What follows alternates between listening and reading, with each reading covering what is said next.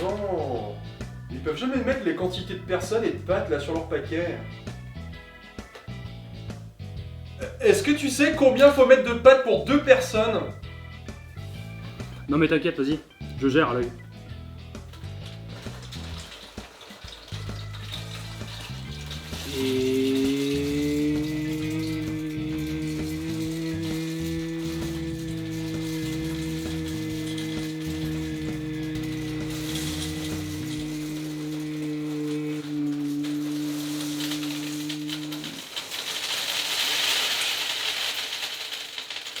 Stop. Là c'est bon. Tu m'appelles quand c'est prêt?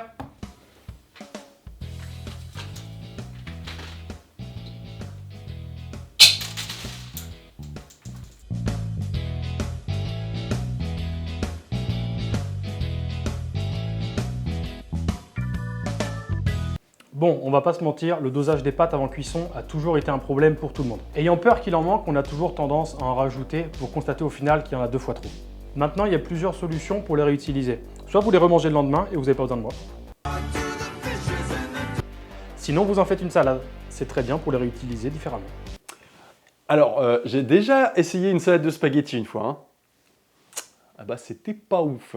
Effectivement, en ce qui concerne les spaghettis ou les tagliatelles, c'est pas le mieux pour faire une salade, mais c'est pas pour autant impossible à décliner. Par exemple, ce que j'appellerais roasted spaghetti. Les roasties sont faits de base avec des pommes de terre, mais il est tout à fait possible de le faire avec d'autres légumes, comme des carottes, navets, choux. La seule règle, dirais-je, c'est que ce soit taillé en julienne. Ça me fait penser que j'ai connu une julienne une fois. Ouais, ça fait longtemps. Alors au vu de leur taille, pourquoi ne pas faire ça avec des spaghettis? Ensuite, selon vos goûts, vous pouvez rajouter des aromates, des épices, du fromage. Moi, je vais vous donner une recette, mais après, vous faites ce que vous voulez, laissez place à votre imagination. Un exemple, rosti de spaghettis façon carbonara. Premièrement, vous faites suer vos lardons. Une fois fait, vous mélangez les spaghettis cuits avec les jaunes d'œufs, un peu de farine, du parmesan, du persil et les lardons cuits. Il ne reste plus qu'à les cuire. Vous pouvez les manger tels quels, comme un plat, ou faire une garniture pour une viande ou un poisson. Ça, c'est pour une recette simple. Maintenant, je m'adresse à ceux qui sont patients et qui ont une après-midi devant eux. Bienvenue dans le monde pas marrant de la gastronomie. Dans énormément de grands restaurants, il faut être patient et dégourdi de ses mains. La cuisine est un métier d'art, ne l'oublions pas.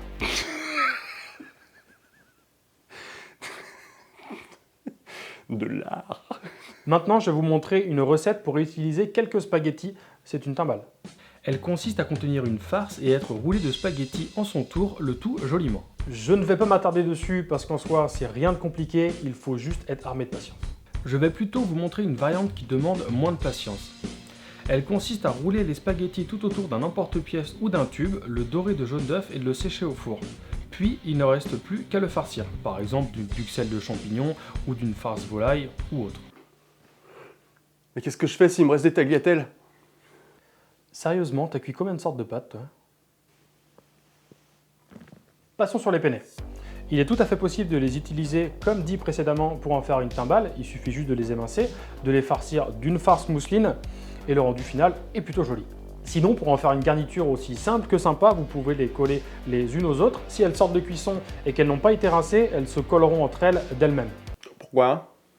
Parce que c'est l'amidon qui fait ça. On a mis 2. C'est ce qui peut te faire grossir si t'en manges de trop. Il y a ça dans les pâtes? Non, que dans les tagliatelles. Sinon, petite astuce, vous les dorez de jaune d'œuf au pinceau, puis vous parsemez de parmesan pour les faire gratiner. Voilà une petite idée de recette au plus simple, rien ne vous empêche d'ajouter d'autres ingrédients, une duxelle, une farce, recouverte d'une béchamel, ou même de les superposer. J'ai une question. C'est quoi une julienne? T'es sérieux là? Julienne. Une autre idée très originale pour réutiliser les pâtes cuites, qui peut sembler très curieuse, c'est d'en faire un gâteau, puisque grossièrement les pâtes c'est de la farine et de l'eau. Alors pourquoi pas le décliner de cette façon-là? En tout cas les Moldaves, eux, l'ont fait. Je ne sais pas s'ils lui ont donné un nom, c'est pour ça qu'on va l'appeler le gâteau de pâtes moldave. Au moins on sait de quoi ça parle. Et si on l'appelait le pâte terrible? Non. Et si on l'appelait le pâte très riche? Non.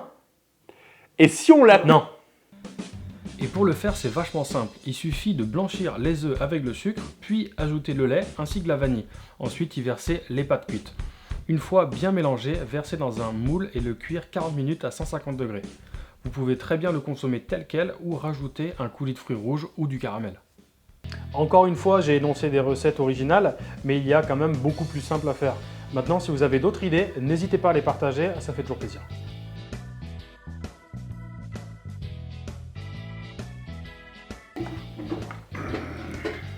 Tu veux un peu de parmesan? Allez, un petit peu.